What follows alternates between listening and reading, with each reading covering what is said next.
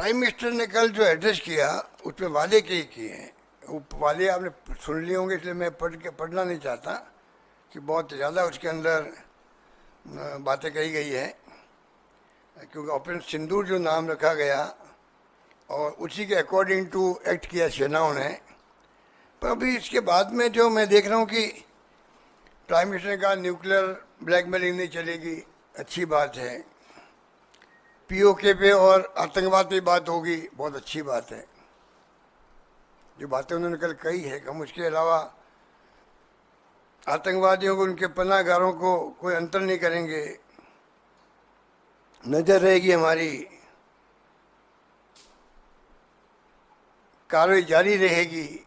ये जो आपका वो कह रहे कि जो ऑपरेशन सिंदूर है ये अस्थायी रूप से स्थगित हुआ है।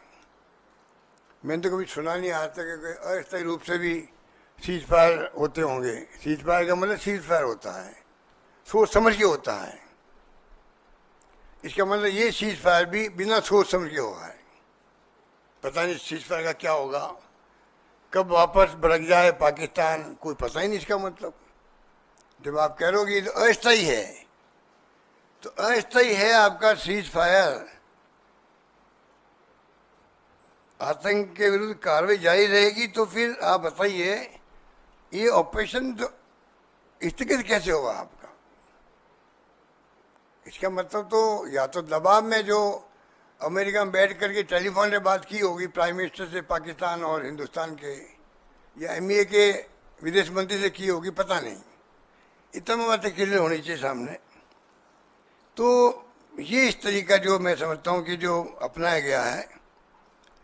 और फिर मैं कहना चाहूँगा कि जब पूरी विपक्ष आपके साथ हैं, पूरा विपक्ष साथ में आज भी आगे भी रहेगा, तो क्यों नहीं आप खुद भाग लें मीटिंग के अंदर।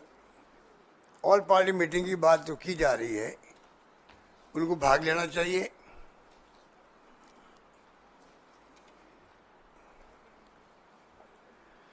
ये भाग ले नहीं रहे प्राइम मिनिस्टर, क्योंकि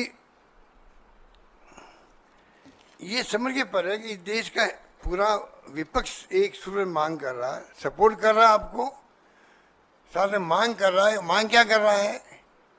पब्लिक डोमेन में सब बातें आ जानी चाहिए। अगर पार्लियामेंट सेशन चलेगा, उसमें बहस होगी, तो आपकी सोच क्या है, पाकिस्तान में एक्चुअल में क्या हुआ, आपने क्या किया, आपकी नीति क्या है, जो आप कल बोले हो, ये अगर रिकॉर्ड में आती है, पूरा देश सुनता है।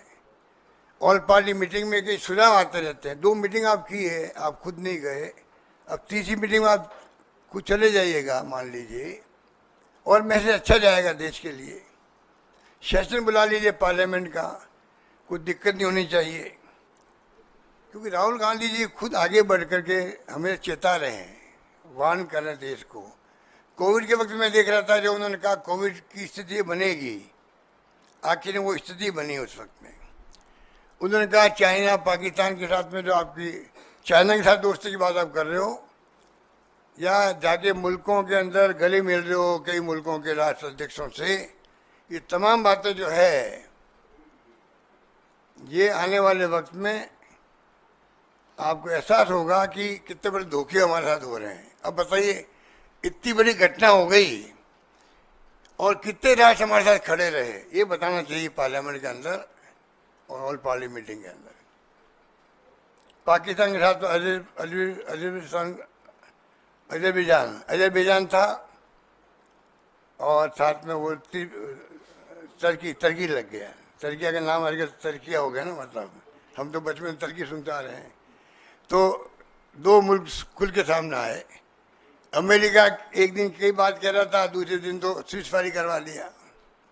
बाकी मुल्क भी जो है ना, हमारे पड़ोसी और ना दुनिया के मुल्क, जिस प्रकार अन्याय हमारे साथ में हुआ था पहलगाम के अंदर, जिसके कारण ये घटनाएं हुई, खुल के आना चाहिए। मेरी दृष्टि में कोई मुल्क हमारे सामने आके खड़ा नहीं हुआ, उसका जवाब देना चाहिए प्राइम मिनिस्टर को। तो ये सरकार तो देखो, मॉरल अथॉरिटी और मॉरल करेज खो चुकी है। ये सरकार जिस प्रकार से इन्होंने सीज फायर किया है। ये मौका था पाकिस्तान के आतंकवाद को हमेशा के लिए नेस्तनाबूद करने का। ये 6 महीने बाद में आने लग जाएंगे वापस आतंकवादी।